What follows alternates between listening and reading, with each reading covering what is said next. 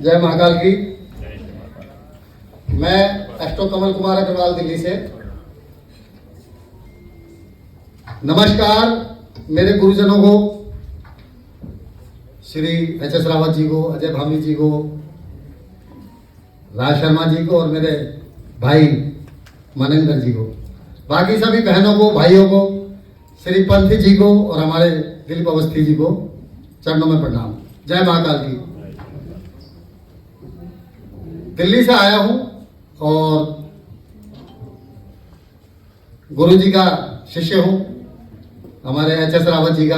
बहुत कुछ सीखा मैंने इनसे, उसी को ज्योतिष में बांटने की कोशिश करता हूं और उम्मीद है कि आप सबको अच्छा लगेगा। वैदिक ज्योतिषी हूं और वेद के नेत्र उन्हीं को मैं आगे बढ़ाने की कोशिश करता हूं।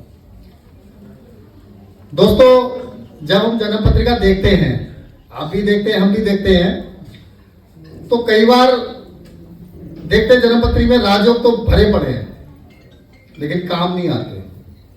आपने भी देखा होगा, मैंने भी देखा है, सभी ने देखा है। तो उसका कारण भी ढूंढने की कोशिश करते हैं। कई बार ऐसा भी देखा होगा कि आपने कि दुर्योग बहुत सारे हैं लेकिन जातक जीरो से हीरो हो गया, उसका भी कारण ढूंढने की कोशिश करते हैं कि 5 अवस्था है ज्योतिष में। 4 अवस्था तो पहले मैं बता दूं कि लगन, लग्नेश, सूर्य और चंद्रमा, जिनके बगैर अगर एक स्तंभ भी अगर कमजोर हो जाता तो मुझे लगता है जन्म पत्रिका कमजोर हो चुकी है, ऐसा मुझे लगता है। उसके बाद में सबसे ज्यादा देखने वाली चीज क्या है? वैदिक ज्योतिषी है। हालांकि मैं भी आज हमारी बहन जी को भी देखने का सौभाग्य प्राप्त हुआ, मैंने फेसबुक पे देखता रहा हूं। और ग्रह का बल, लगन और लग्नेश का बल, जो कि सबसे ज्यादा देखने की जरूरत है, मुझे ऐसा लगता है। 5 अवस्था है देखने के लिए जो जरूरी है देखना, कि जब हम 0 डिग्री से लेके 6 डिग्री के बीच में देखते हैं तो उसे कहते हैं हम बाल अवस्था। बाल अवस्था एक ऐसी अवस्था है कि बच्चा हमारे घर में पैदा हुआ तो वो हमें खुशियां दे सकता है कि हमारे घर में बच्चा हो गया, लेकिन बचपन में काम कुछ नहीं आता, वो खुशी दे सकता है। उसके बाद में 6 डिग्री से लेकर 12 डिग्री के बीच में लगन उदय होती है या लग्नेश उदय होते हैं तो वो ठीक ठाक है, मतलब बहुत अच्छा तो नहीं कहेंगे, इसको हम कहेंगे किशोर अवस्था।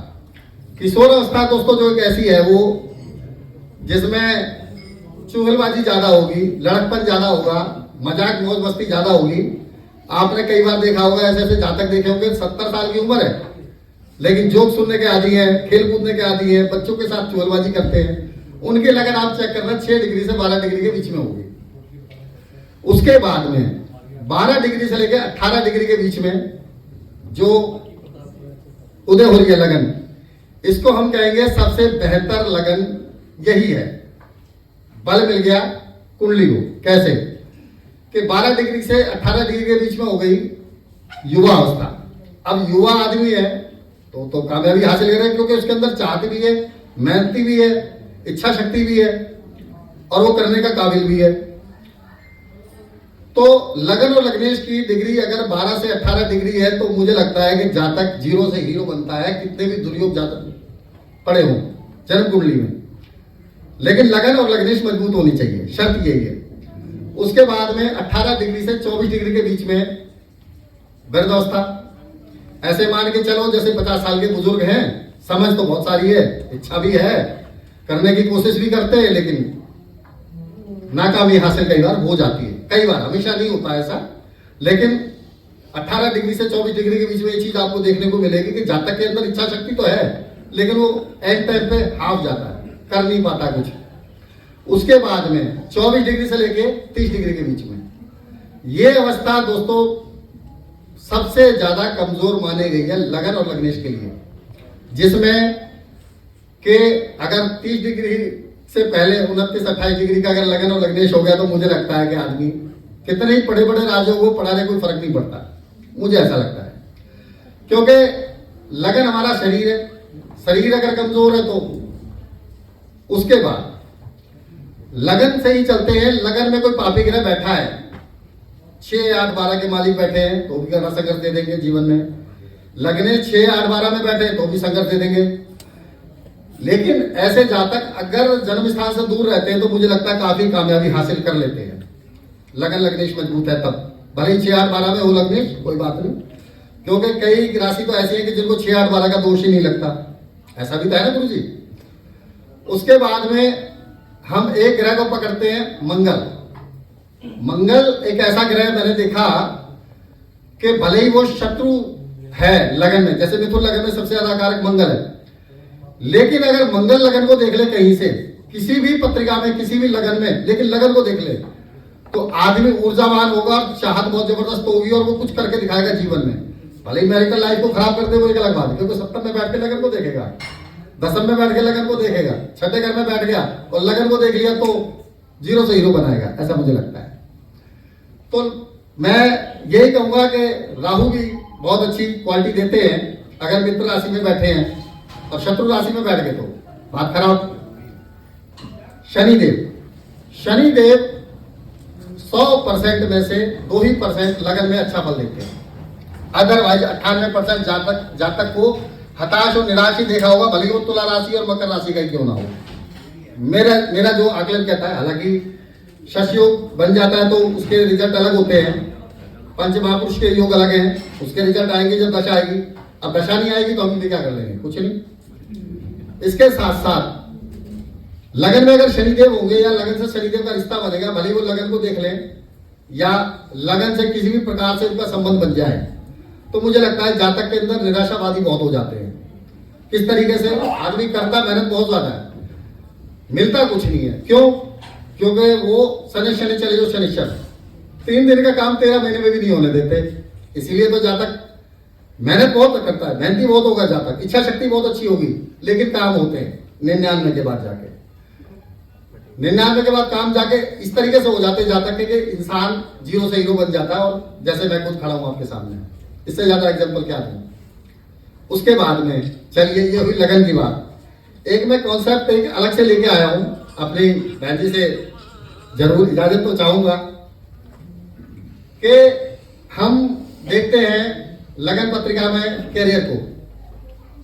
अब कैरियर के लिए हम आकलन करते रहते हैं, बहुत सारे आकलन हमने किए हैं कि जातक के पास तो दसम स्थान में बहुत अच्छे ग्रह देख रहे हैं, बहुत अच्छे ग्रह बैठे हैं, तो भी जातक कुछ नहीं कर रहा। कई बार हमने ऐसा भी देखा था दसम भाव को कोई ग्रह नहीं देख रहा, किसी ग्रह का प्रभाव नहीं है, लेकिन वो फिर भी बहुत अच्छा कर रहा है, तो कोई कारण तो होगा ना। मैंने अपने गुरुजी से सीखा है कि दसमांश कुंडली, आज पहली बार विश्लेषण कर रहा हूं दसमांश कुंडली का, कि हम दसमांश कुंडली क्यों देखते हैं और क्यों देखनी चाहिए।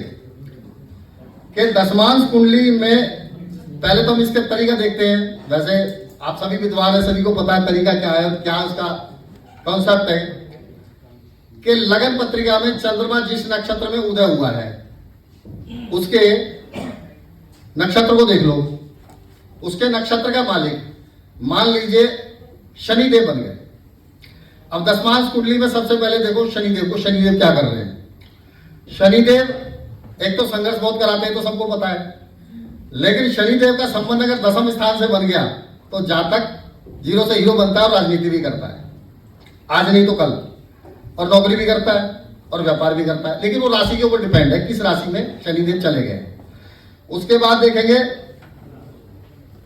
लग्नेश को, दसमांश कुंडली के लग्नेश को, क्योंकि लग्नेश अगर 6, 8, 12 में चला गया, कॉन्सेप्ट ये लगन कुंडली जैसा ही है कि दसमांश कुंडली का लग्नेश अगर 6, 8, 12 में चला गया तो मुझे लगता है कि कितने बढ़िया बढ़िया योग हो, कुछ फर्क नहीं पड़ता, क्योंकि इच्छा शक्ति तो रही नहीं, काम करेगा जब भी तो इच्छा होगी, क्योंकि इच्छा है ही नहीं। लेकिन वही लग्नेश अगर केंद्र में हो, त्रिकोण में हो, तो मुझे लगता है दसमांश कुंडली में हमने ऐसे ऐसे योग देखे हैं कि आदमी बहुत अच्छा करके दिखाता है। उसके बाद देखेंगे दसम भाव के मालिक को, क्योंकि दसम भाव का मालिक तो है ना, और वो दसम भाव का जो मालिक अगर 6, 8, 12 में चला गया तो अप एंड डाउन लगा रहेगा जीवन में, मतलब, और उस ग्रह की दशा आ गई तब तो और ज्यादा परेशान रहेगा जीवन में।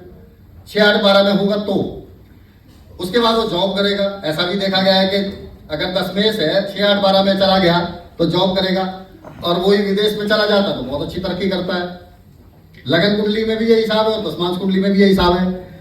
अब दशमांश कुंडली पे किस ग्रह की दृष्टि पड़ रही है उसका प्रभाव अपना अलग है।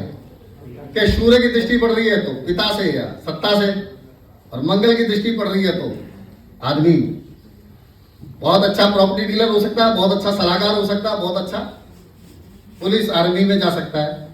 उसके बाद अगर दशमांश कुंडली में गुरु और बुध का संबंध दशम भाव से बन गया तब हो सकता है आप और हम जैसा ज्योतिषी भी हो जाए, हो सकता है ना। तो ये 2-3 कॉन्सेप्ट में लेके आया था और मुझे लगता है कि आप सभी विद्वानों को अच्छे लगे होंगे। दशम भाव कुंडली का विश्लेषण करें, जरूर करें, और इस बालक को भी बताएं कि आपको कैसा लगा। और इसी के साथ साथ मैं एस्ट्रो कमल कुमार आपसे इजाजत चाहता हूं। जय श्री महाकाल, नमस्कार।